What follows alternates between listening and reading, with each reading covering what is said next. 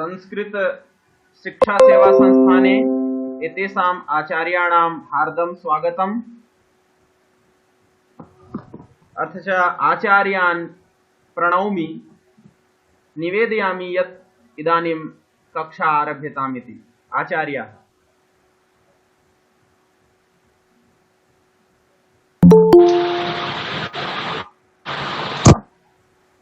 विमलाद्यानवच्छिन्नानन्तचिन्मात्रमूर्तये स्वानुभूत्येकमानाय नमः। शान्ताय तेजसे अचिन्त्याव्यक्तरूपाय निर्गुणाय गुणात्मने समस्त जगदाधार मूर्तये ब्रह्मणे नमः।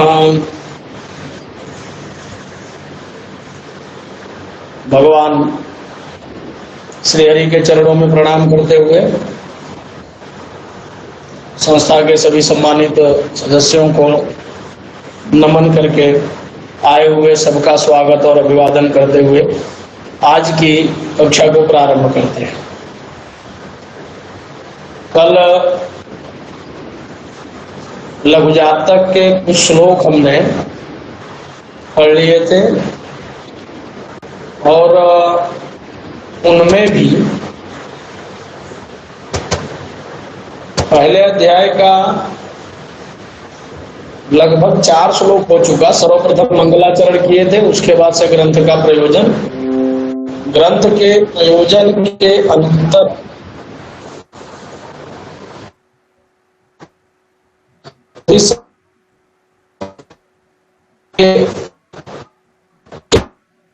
जो आज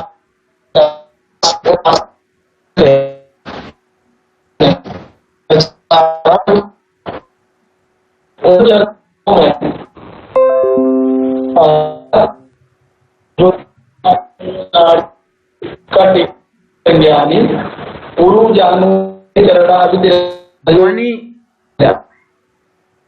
आचार्य जी, आवाज कट रही है आपकी। आवाज, हाँ आवाज कट रही थोड़ी सी। एक मिनट, अब आ रही है जी जी।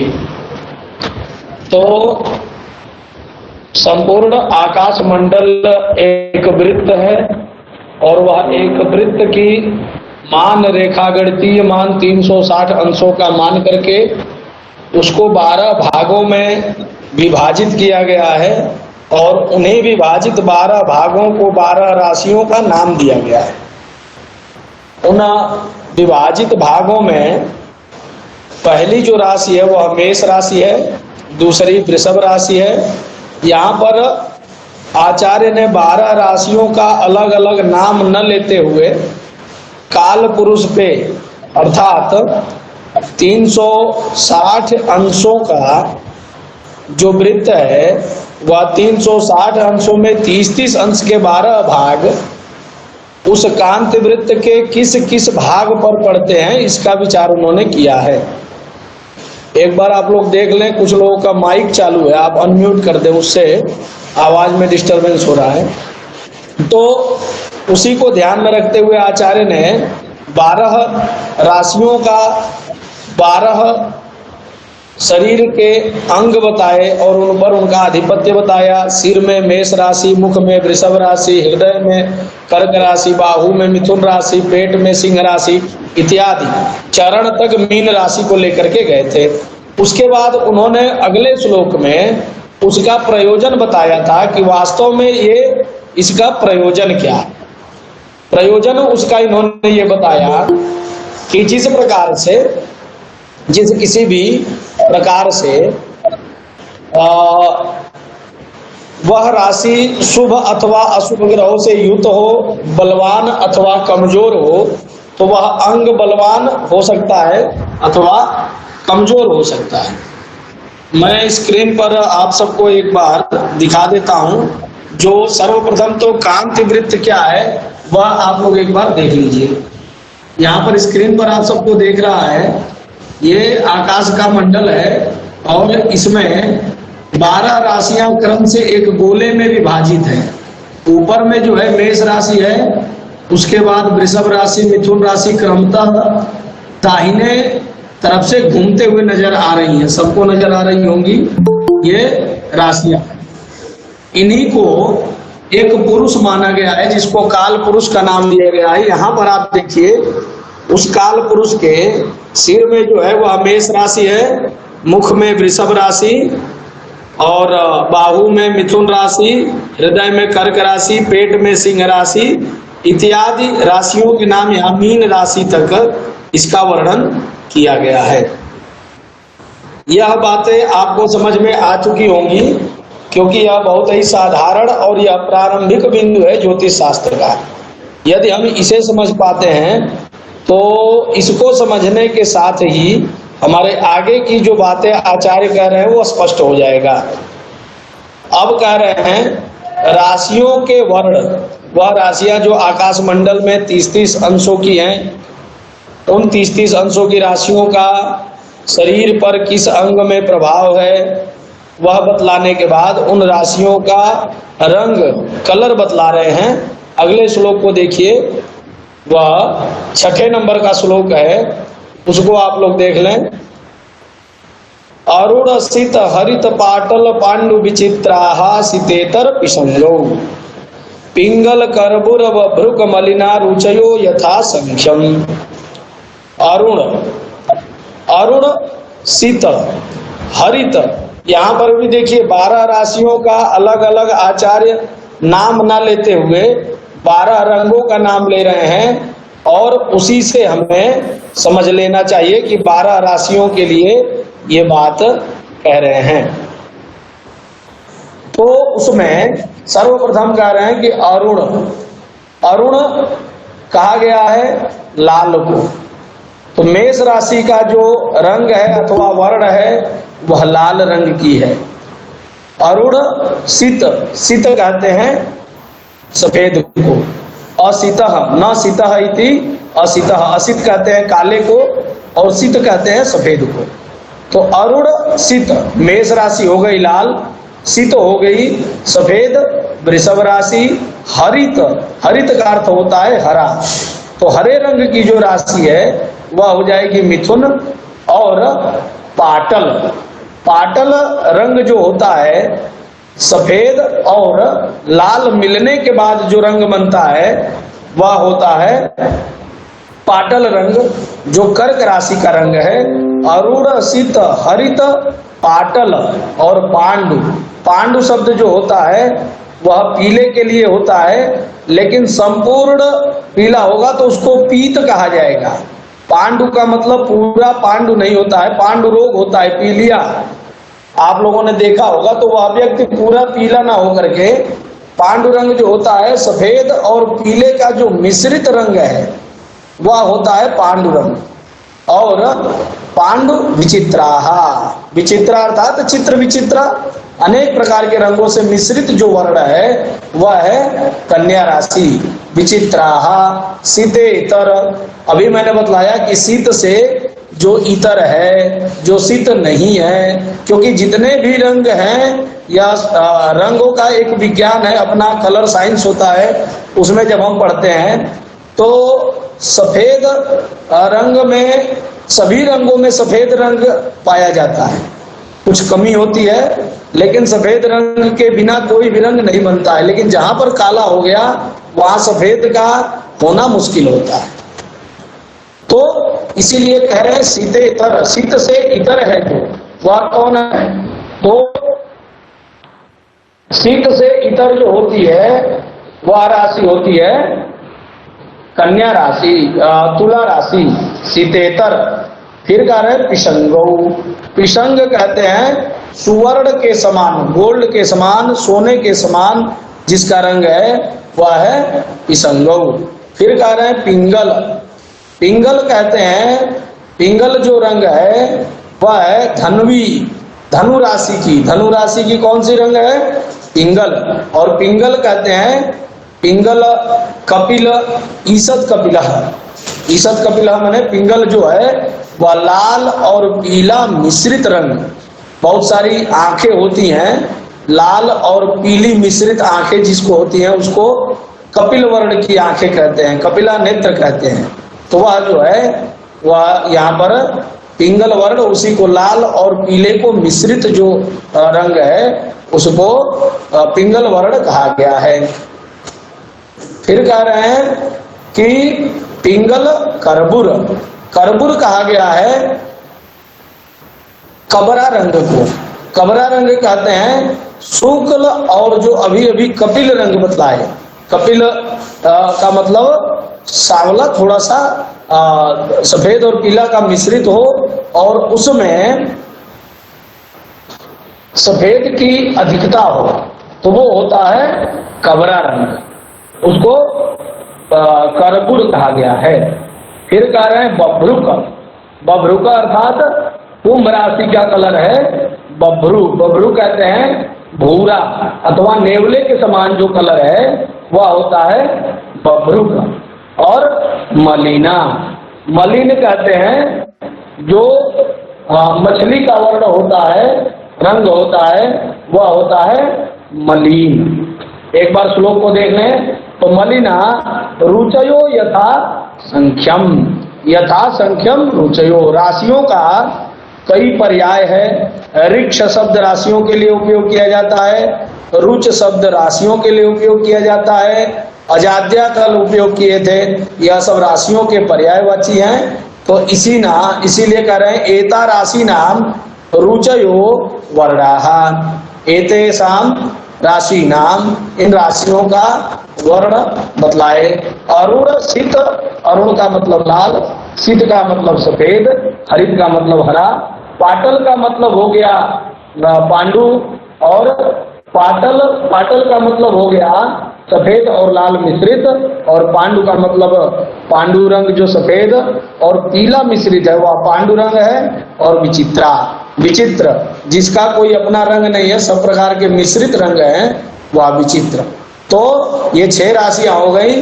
और पिंगल, पिंगल जो रंग बतलाए वह रंग जो है सुवर्ण के समान, और लाल पीला मिश्रित रंग जो है वह पिंगल है। पिंगल, बभ्रुक और मलिना, ये सारी मलिन कलर जो मछली का एक प्रकार से कलर कह लें वह होता है।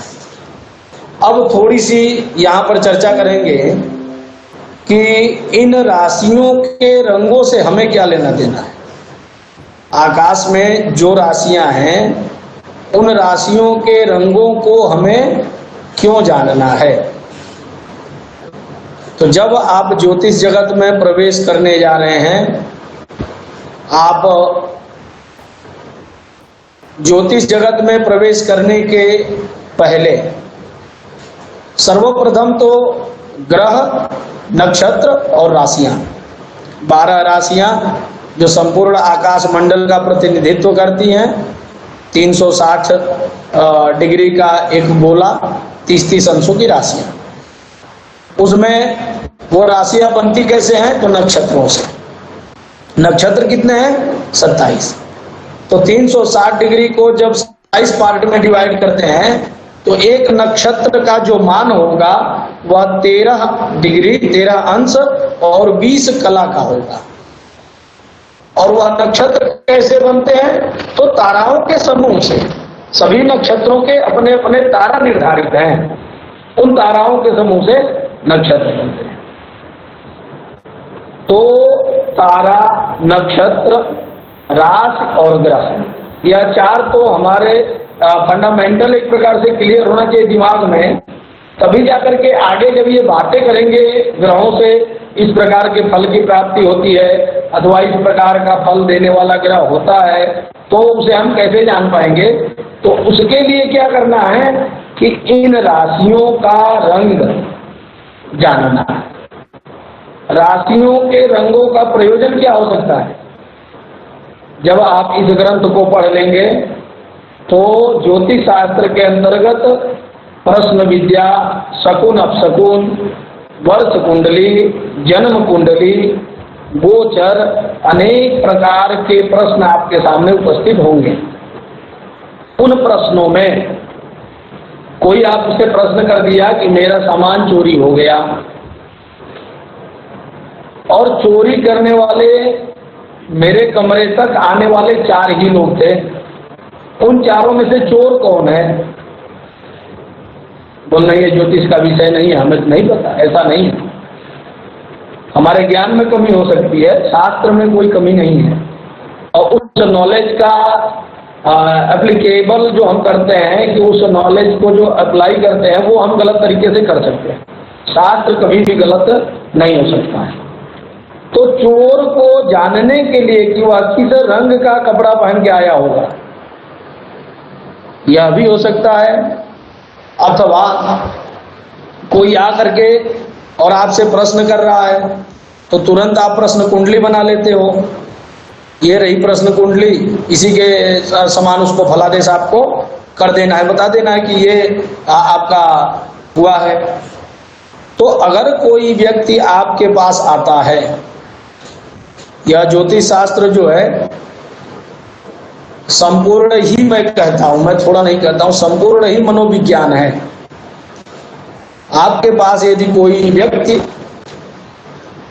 पधारता है, अपने प्रश्नों को लेकर आपके सामने उपस्थित होता है, तो प्रश्न विद्या के समय चलने वाले नक्षत्र और उस नक्षत्र से कौन सी राशि बन रही है और उस राशि से हमारे जीवन का क्या संबंध है। अगर मीन राशि चल रही है मलिन वर्ण का, जो अभी अभी वाराहाचार्य ने कहा कि मीन राशि मलिन वर्ण की है। मलिन का मतलब होता है मटमैला, मछली का कलर है मटमैला, पानी में रहती है वो मटमैला करती है, मटमैला कलर है पृथ्वी का। हमारे पास यदि कोई प्रश्न लेकर के आता है, इसका मतलब है कि उसके जमीन जायदाद से संबंधित प्रश्न हो सकते हैं। अब वो बड़ा प्रसन्न होकर आ रहा है तो समझिए कि वो नया जमीन खरीदने की बात करने वाला है आपसे, और दुखी होकर आ रहा है, मुंह लटकाए हुए है पहले से, तो मनोगत भाव को पढ़ के आप समझिए कि जमीन के किसी लफड़े में इस पर मुकदमा चल रहा है, अथवा इसका जमीन किसी और ने कब्जा कर रखा है, बाकी ग्रहों को आधार बनाएंगे। तो जो भी हमारे शुभाशुभ परिणाम हैं वह सब कुछ इन्हीं 12 राशियों में समाहित है। और यदि 12 राशियों को ही हम ठीक से नहीं समझ पाएंगे तो मुझे नहीं लगता है कि हमें ज्योतिष में आगे बढ़ना चाहिए, क्योंकि मुख्यतया तो ज्योतिष राशियों और ग्रहों और नक्षत्रों तक ही है। गणितागत तो बहुत सारी बातें हैं, लेकिन कोई भी गणित आप करेंगे तो किसी ग्रह की होगी, किसी नक्षत्र के लिए होगा, अथवा किसी राशि के लिए होगा। तो राशियों का कलर इन्होंने बताया, उन राशियों के रंगों को आप समझें। और मैं तो कल बताया भी था आप लोगों को कि कांति वृत्त का कुछ प्रायोगिक स्वरूप भी आप लोग बना करके और दिखाएंगे, तो हमें भी प्रसन्नता होगी कि भाई जो बातें मैं पढ़ा रहा हूं, जो बातें कर रहा हूं, आपको समझ में आ रही। कांति वृत्त को अगर आपने कल डिजाइन किया होगा मोबाइल में, लैपटॉप में, आपको कलर खरीदने जाने की जरूरत नहीं है। अपने मोबाइल में, अपने लैपटॉप में आप पेंट खोलेंगे, वहां पर एक गोला बनाएंगे, उस गोले को 12 पार्ट में डिवाइड करके उसमें अलग अलग रंग भरिए, 12 राशियों का कलर कीजिए उसमें, तो आपको समझ में आएगा कहाँ कौन सी राशि बैठी हुई है। सबसे पहले ऊपर में जो आएगा ईस्ट में, पूर्व में, वहां पर मेष राशि है। कल मैंने इसका आपको स्वरूप बताया था, अभी मैंने फोटो भी आपको ये बैक कैमरा करके दिखाया काफी हद तक कि आपको समझ में आ सके काल पुरुष क्या है और वो राशियां क्या हैं, वो आपको समझ में आ सके, इसका मैंने प्रयत्न किया था। चलिए अगले श्लोक को हम देखेंगे। अगले श्लोक 7 नंबर का श्लोक है। 7वें श्लोक में वाराह मिहिराचार्य क्या कहते हैं? ओम स्त्री क्रूरा क्रूरौचर स्थिरति स्वभाव संज्ञाश्च अज वृष मिथुन कुलीराः पंचम नवमयी सहेन्द्रियाद्याः। अंतिम शब्द को देखिए, सहेन्द्रियाद्याः, सह इंद्र आद्याः, सह इंद्र आद्याः। इंद्र की बात यहाँ पर क्यों हो रही है? यहाँ पर वृत्तासुर की कहानी तो चल नहीं रही है। तो इंद्र आद्याः का मतलब है, मैंने पहले दिन बड़ा सटीक आप सबको उदाहरण देके समझाया था कि मार्केट से टिकट तो लेने जाएंगे, लेकिन वो टिकट किस चीज की आएगी अथवा कौन सी परिस्थिति में कौन सा टिकट चाहिए वो हमें समझना पड़ेगा। तो हम यहाँ पर केवल ज्योतिष शास्त्र पढ़ रहे हैं, जो भी बातें होंगी वो अप्लाइड टू एस्ट्रोलॉजी होगी, बाहर की कुछ भी नहीं होगी। तो इंद्र आद्याः, इंद्र होता है पूर्व दिशा का स्वामी। जो 10 दिशाएं हैं हमारे यहाँ, पूर्व, अग्नि, दक्षिण, नैऋत्य, पश्चिम, वायव्य, उत्तर, ईशान, ऊर्ध्व और अधः, ऊपर और नीचे, ये 10 दिशाएं हैं। 10 दिशाओं में स्वामी जो है पूर्व दिशा का वह है इंद्र। नैऋत्य अग्निकोण का स्वामी अग्निदेव, दक्षिण का स्वामी यम है, नैऋत्य का स्वामी जो है वो निरुति है, और पश्चिम के स्वामी वरुण देव हैं, वायव्य के वायु हैं, और उत्तर के सोम अथवा कुबेर हैं, ईशान के महादेव जी हैं, और ऊपर के ब्रह्मा जी हैं, और नीचे पाताल लोक के पृथ्वी माता है। तो ये स्वामी होते हैं 10 दिशाओं के। तो यहाँ पर बारह वीराचार्य ने एक ही शब्द में कहा कि सह इंद्रियाद्याः, इंद्र आद्याः माने पूर्व आदि दिशाओं की बात हो रही है, पूर्व आदि दिशाओं के स्वामियों की बात हो रही है।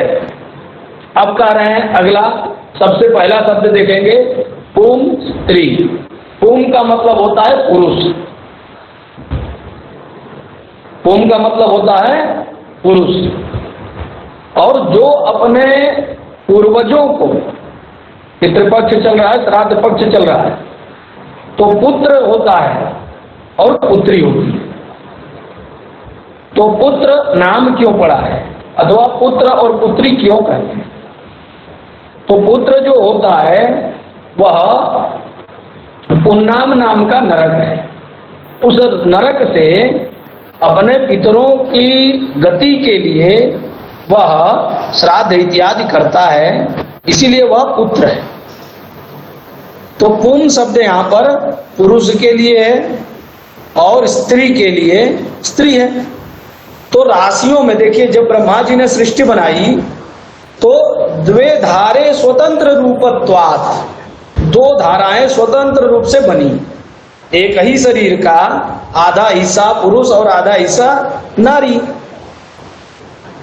आधी हिस्सा जो पुरुष है और आधा हिस्सा जो नारी है, अर्धनारीश्वर स्वरूप उसको कहा जाता है। कई बार आप फोटो में देखते होंगे भगवान जी को कि आधा स्वरूप पुरुष का होता है, आधा स्त्री की होती है। तो राशियों में भी पुरुष और स्त्री का विभाजन हुआ है। पुनः पुरुष और स्त्री के विभाजन में क्या हुआ है? कह रहे हैं कि पुम स्त्री, पुरुष और स्त्री। अब आप लोगों के पास यदि कॉपी पेन लेके आप बैठे हैं तो 12 राशियों का क्रम से लिखना चाहिए नाम। मेष, वृष, मिथुन, कर्क, सिंह, कन्या, तुला, वृश्चिक, धनु, मकर, कुंभ और मीन। तो इन 12 राशियों में मेष राशि जो होगी वो पुरुष होगी, वृषभ राशि जो होगी वो स्त्री होगी, मिथुन राशि होगी वो पुरुष होगी, कर्क राशि होगी वो स्त्री होगी। इस प्रकार से क्रम से चलेगा। तो आप ध्यान देंगे, मेष राशि जो है वो विषम संख्या है, मिथुन राशि जो है वो विषम संख्या है, वृषभ राशि सम संख्या है, और कर्क राशि सम संख्या। माने 1, 3, 5, 7, 9, 11। 1 मिनट तो आप लोगों से क्षमा चाहूंगा, केवल एक।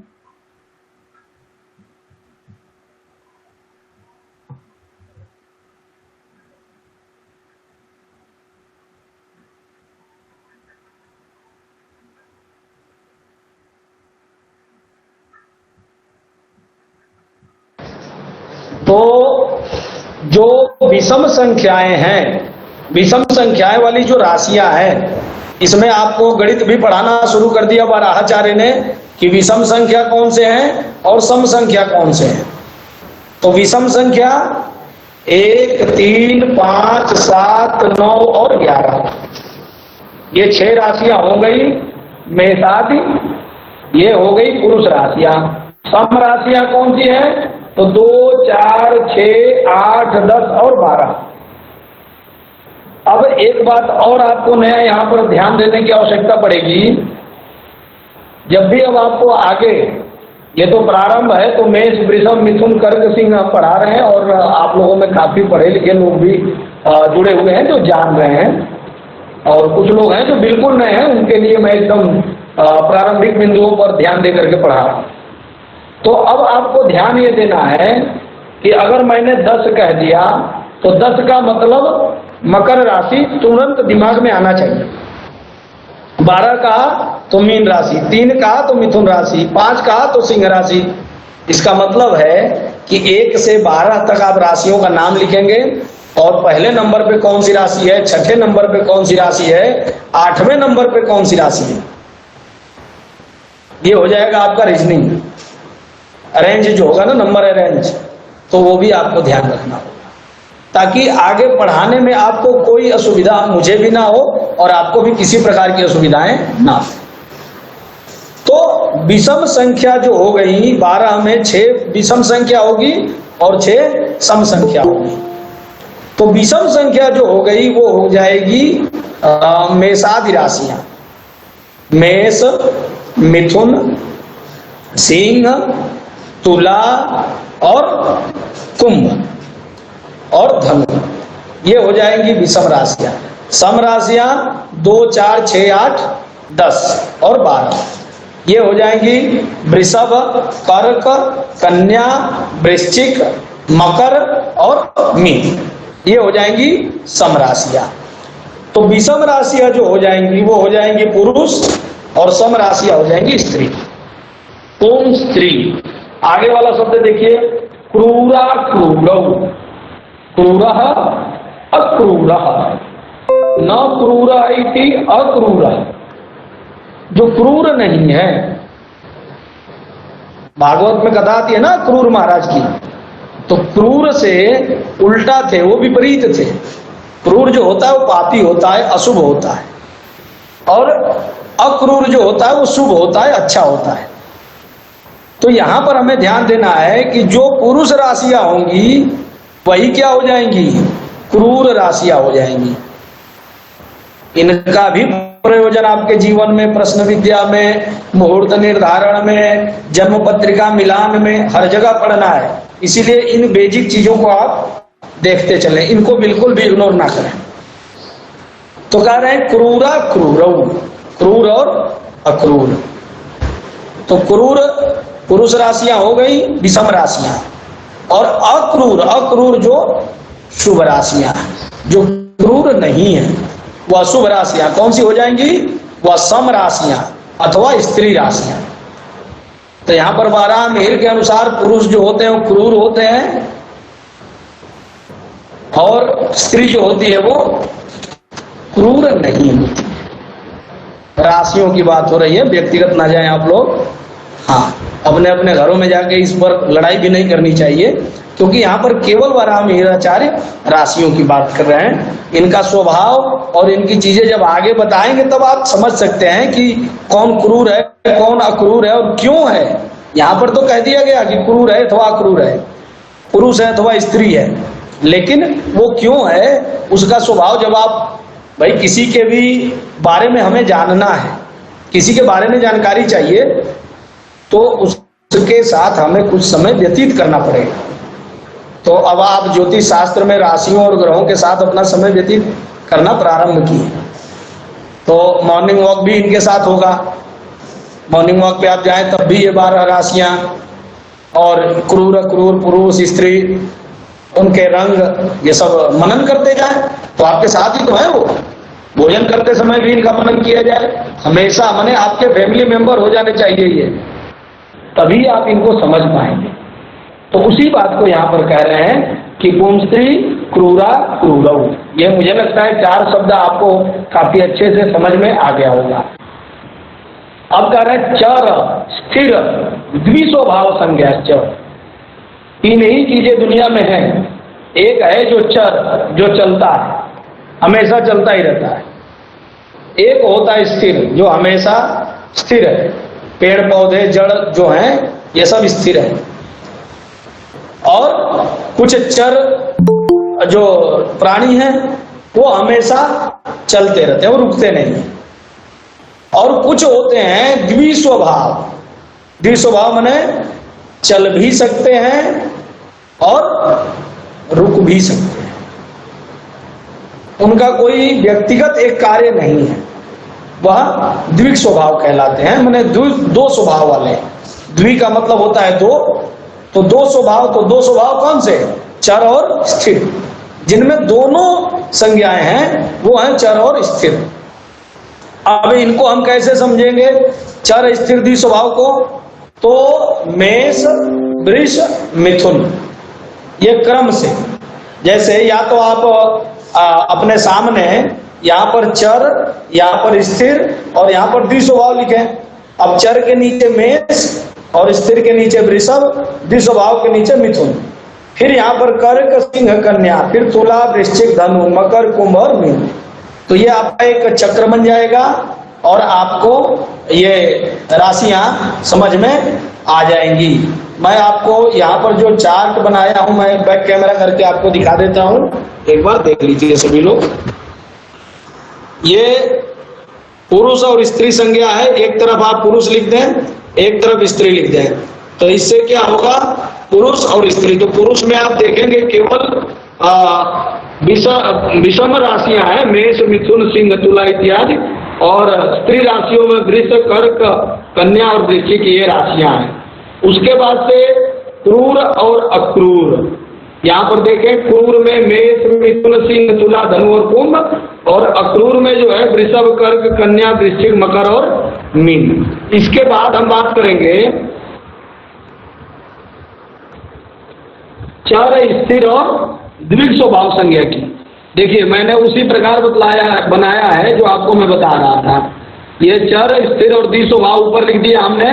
अब मेष के जगह में आप एक नंबर भी लिख सकते हैं। एक का मतलब हो गया मेष राशि, दो का मतलब हो गया वृषभ राशि, तीन का मतलब हो गया मिथुन राशि। ऐसे ही कर्क सिंह कन्या और तुला वृश्चिक। तुला में 7 नंबर, वृश्चिक में 8 नंबर, धनु में 9 नंबर, मकर 10, कुंभ 11 और मीन 12। तो ये नंबरिंग से भी आप इनको कर सकते हैं ताकि आपको बिल्कुल आसानी से ये बातें समझ में आ सके।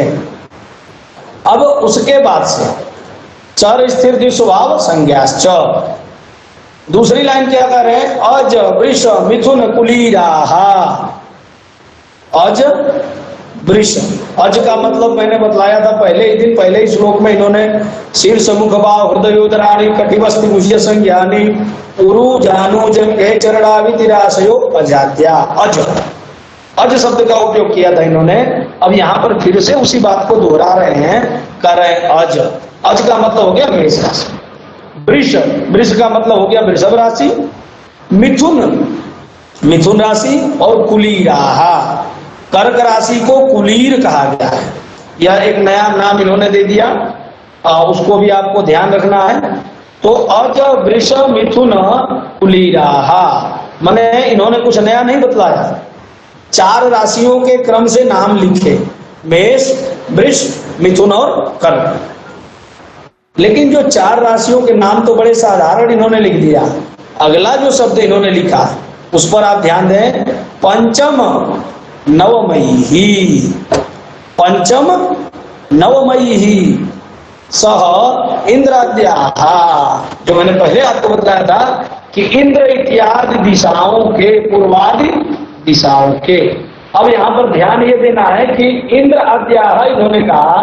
अगर कोण कहा होता तब तो आप चारों कोने को भी गिनते, लेकिन इन्होंने कोणों की बात नहीं की है, केवल और केवल दिशाओं की बात की है। तो दिशा जो जब बात आएगी तब 4, पूर्व पश्चिम उत्तर और दक्षिण। तो कह रहे हैं कि ये जो अज वृष मिथुन कुलीराहा, ये 4 राशियां क्रम से। तो अज का मतलब हो गया मेष राशि। मेष राशि को आप जहां खड़े हैं आपके पूर्व दिशा में उसको कल्पना कीजिए कि पूर्व दिशा में कौन सी राशि है? मेष राशि।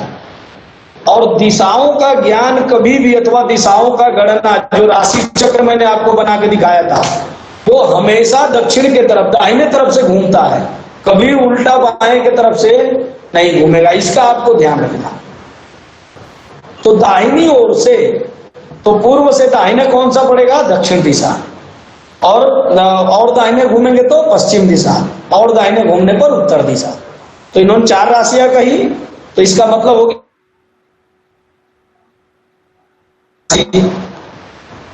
दक्षिण में कौन सी राशि रखनी है? वृषभ राशि, पश्चिम दिशा में मिथुन राशि और उत्तर दिशा में कर्क राशि। अब वो जो अंक वाली मैं बात कर रहा था आपको, वही करना है। यहां पर भी कुछ नहीं करना है, एक प्लस का निशान बनाना है। उस प्लस के निशान को ऊपर में लिखना है पूर्व दिशा, दाहिनी तरफ लिख देना है दक्षिण दिशा, नीचे तरफ पश्चिम दिशा और उत्तर के तरफ उत्तर दिशा। 4 दिशाएं हो गई, मेष, वृष, मिथुन और कर्क। मेष को ऊपर लिखिए पूर्व दिशा में, दक्षिण दिशा में वृषभ को, और पश्चिम दिशा में मिथुन को, और उत्तर दिशा में कर्क को। ये 4 दिशाएं हो गई। अब आपने मेष के बाद वृषभ लिख दिया है, लेकिन मेष में जब दिशाएं 4 बतला दी है, राशियां कितनी है? 12। तो इसका मतलब है एक दिशा में कितनी राशियां आएंगी? 3 राशियां। 4 दिशाओं में राशियां बांटनी है, तो एक दिशा में 3 राशि आएगी, क्योंकि दिशाएं 4 बताई इन्होंने। और अब अगला शब्द जो ये कह रहे हैं उसको समझिए, पंचम नवमयी। तो मेष राशि अगर आपने पूर्व में लिखा, तो मेष से 5वीं राशि कौन सी होगी? तो मेष, वृष, मिथुन, कर्क और सिंह। सिंह राशि 5वीं हो गई, तो मेष के साथ बैठाया जाएगा सिंह को।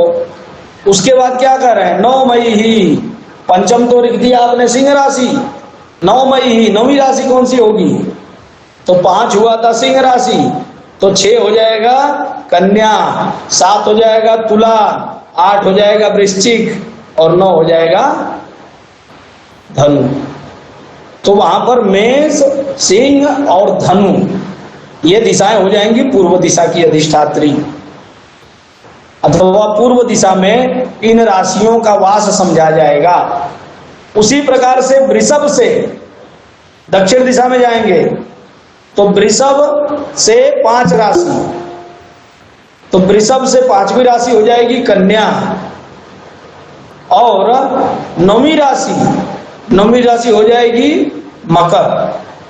अब इतना दिमाग में यदि नहीं बैठ रहा हो, शायद मेरी बातें समझ में नहीं आ रही हो, तो आप तो पूरब दिशा में ऊपर में 1 लिखिए, दक्षिण में 2 लिखिए, नीचे पश्चिम में 3 लिखिए और इधर 4 लिखिए, फिर ऊपर में 5, 6, 7, 8 और 9 ऊपर आ जाएगा, 10 इधर, 11 इधर, 12 इधर, काम खत्म।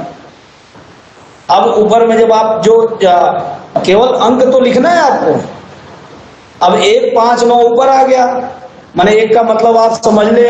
यदि 1 का मतलब हमने लिखा तो 1 है, लेकिन वो है मेष राशि, 5 लिखा है तो सिंह राशि और 9 लिखा है तो धनु राशि।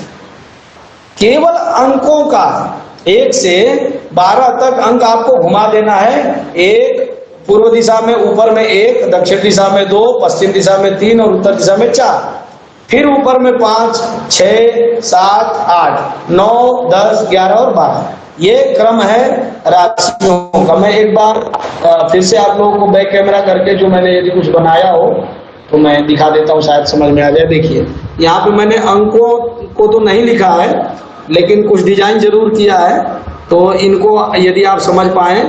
पूर्व देखिए एक प्लस का निशान है, उसमें हमने पूर्व दिशा, दक्षिण दिशा, पश्चिम दिशा और उत्तर दिशा। तो पूरब में मेष का मतलब 1, नीचे देखिए दक्षिण दिशा में वृष का मतलब 2, और फिर नीचे पश्चिम में मिथुन और उत्तर दिशा में कर्क। उसी प्रकार से ऊपर में 5, 6 माने सिंह राशि के बाद कन्या राशि, 7 का मतलब तुला राशि, 8 का मतलब वृश्चिक, फिर ऊपर में 9 आ गया, 9 का मतलब धन राशि। और इसी बात को इन्होंने कहा था कि पंचम नवपानाम, पंचम और नवम। तो मेष राशि का 5वां जो सिंह राशि और 9वां धनु राशि। उसी प्रकार से वृषभ राशि का 5वां कन्या राशि और 9वां मकर राशि। मिथुन राशि का 5वां तुला राशि और 9वां कुंभ राशि। और यहाँ पर उत्तर दिशा में आप देख लीजिए कर्क राशि, कर्क का 5वां वृश्चिक और ये मान शब्द हो गया है मीन का, तो 12वां जो 9वां जो होगा वो मीन राशि। यही क्रम होता है, ये राशियों की दिशाओं का निर्धारण है। अब कोई वस्तु यदि चोरी हो गई, कहीं कोई कांड हो गया, प्रश्न विद्या में आपसे पूछ लिया जाए, तब आप दिशाओं का निर्धारण जानते हैं। तो उस गांव से किस तरफ से यह कांड हुआ, अथवा कांड करने वाले, चोरी करने वाले कहां से आए, किधर को चले गए, उन्होंने किस रंग के कपड़े पहन रखे होंगे, आप अंदाजा लगा सकते हैं और फल कथन कर सकते हैं। और इसका सबसे बड़ा प्रयोजन है कि चंद्रमा जो है, मेष राशि का चंद्रमा कहाँ रहेगा? पूर्व दिशा में। सिंह राशि का चंद्रमा कहाँ रहेगा? पूर्व दिशा में। धनु राशि का चंद्रमा कहाँ रहेगा? पूर्व दिशा में। वृषभ राशि का चंद्रमा कहाँ रहेगा? दक्षिण दिशा में। कन्या राशि का चंद्रमा दक्षिण दिशा में। मकर राशि का चंद्रमा दक्षिण। ये दिशाएं जो है, तो इन्हीं पर चंद्रमा का, ये राशियां जो हैं, इन पर चंद्रमा, जो आपके पंचांग में पर डे का नक्षत्र और राशियां दी रहती हैं कि इस राशि पर चंद्रमा चल रहा है। तो यदि कोई प्रश्न पूछेगा कि पंडित जी मुझे बताइए कि चंद्रमा यहाँ पर है, चाहे आज मेरा सामान चोरी हो गया, तो उस दिन चंद्रमा किस राशि में था वो देखेंगे आप। भाई 12 राशियों में किसी एक में चंद्रमा होगा, और ये दिशाएं जो बता रही हैं ये 12 राशियों की दिशाएं हैं, तो इसी दिशा के अनुरूप आप बता देंगे कि फलाने की तरफ आपका चोरी का सामान गया है, और वह किस कलर का कपड़ा पहन के आया था चोरी करने वाला, वो भी आप अंदाजा लगा सकते हैं। और राशियों के अपने अक्षर होते हैं, जो मैंने आपको अभी नहीं पढ़ाया है। 27 नक्षत्र हैं, 27 नक्षत्रों से राशियां बनती हैं। हालांकि प्रारंभिक आप लोग समझ चुके हैं उसको, तो उसको आप एक बार पढ़ेंगे, मैं पढ़ा भी दूंगा, तो उससे जो है इनका ज्ञान होता है। फिर कुछ हमको नया कार्य शुरू करना है। किसी ने पूछा कि पंडित जी कोई अच्छा सा मुहूर्त बताइए, तो मान लीजिए कि मेरी खुद की राशि जो है वो सिंह राशि है, और सिंह राशि में मुझे कोई कार्य करना है। मैं सिंह राशि का व्यक्ति हूं, मुझे गाड़ी खरीदनी है अथवा घर बनाना है, और मैं आपके पास आया कि मुझे मुहूर्त बताइए। तो सिंह राशि का व्यक्ति गाड़ी खरीदना चाहता है, तो चंद्रमा जो देखा जाएगा वह कौन सी दिशा में गया है उसका ध्यान रखना होगा। तो सन्मुखे अर्थ लाभाय, जिस राशि का मैं हूं, मान लीजिए मेरी सिंह राशि है, तो मैं किस दिशा का हूं? पूर्व दिशा का। तो मुझसे सन्मुखे, सम्मुख जो है पश्चिम दिशा में, पश्चिम दिशा की कौन कौन सी राशियां हुई? मिथुन, तुला और कुंभ। उन राशियों में यदि चंद्रमा बैठा हुआ है, चंद्रमा संक्रमण कर रहा है, तो सन्मुखे अर्थ लाभाय, अगर मैं काम करूंगा तो धन की प्राप्ति होगी।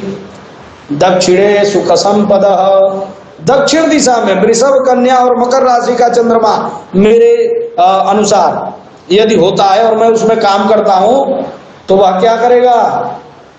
दक्षिणे सुख संपदः, सुख और संपत्ति को देने वाला होगा। सन्मुखे अर्थलाभाय दक्षिणे सुख संपदः, पृष्ठतो प्राणनाशाय, मेरी ही राशि में मेष, सिंह अथवा धनु राशि में चंद्रमा बैठा है, तो वह प्राणनाशाय। प्राण नाश का मतलब साधारणतया लोग मृत्यु समझते हैं, लेकिन जब आप पढ़ेंगे तो थोड़ा थोड़ा समझ में आने लगेगी वस्तुएं। मृत्यु का मतलब केवल प्राण निकल जाना मृत्यु ही नहीं है। मृत्यु के 8 प्रकार हैं, उसको थोड़ा सा डिटेल में आप लोग जान लीजिए। व्यथा, दुखम, भयम, लज्जा, रोग, अशोकम तथैव च मरणम अपमानम च मृत्यु अष्टविध स्मृतः। व्यथा माने व्यथित होना, दुखम, भयम, लज्जा, लज्जित होना, रोग, रोग होना, शोक, शोक होना, और मरणम अथवा अपमानम, ये 8 प्रकार की मृत्यु कही गई है। तो कह रहे हैं कि पृष्ठतो प्राण नाशाय, अगर पीछे मेरे चंद्रमा जो है, चंद्रमा की राशि वह है और मैं कोई कार्य शुरू करने जाऊंगा, तो प्राणनाशाय वामे चंद्रे धनक्षय, वामा चंद्र, बाया चंद्र कौन सा होगा मेरा, उत्तर दिशा, तो कर्क, वृश्चिक और मीन राशि का चंद्रमा मेरे लिए धन नाश को लेकर के आएगा। इसका प्रयोजन, इन राशि के दिशाओं का प्रयोजन यही है। मुझे लगता है आज की कक्षा को यहीं पूरी करेंगे, और आज मैं थोड़े देरी से उपस्थित हुआ था, इसके लिए मैं क्षमा मांगता हूं आप सभी से। आप लोग कृपा करके समय से प्रस्तुत हुआ करें, उपस्थित हुआ करें, जिससे कि हमारा यह कक्षा समय से चलता रहे। यदि किसी को इन बातों में असहज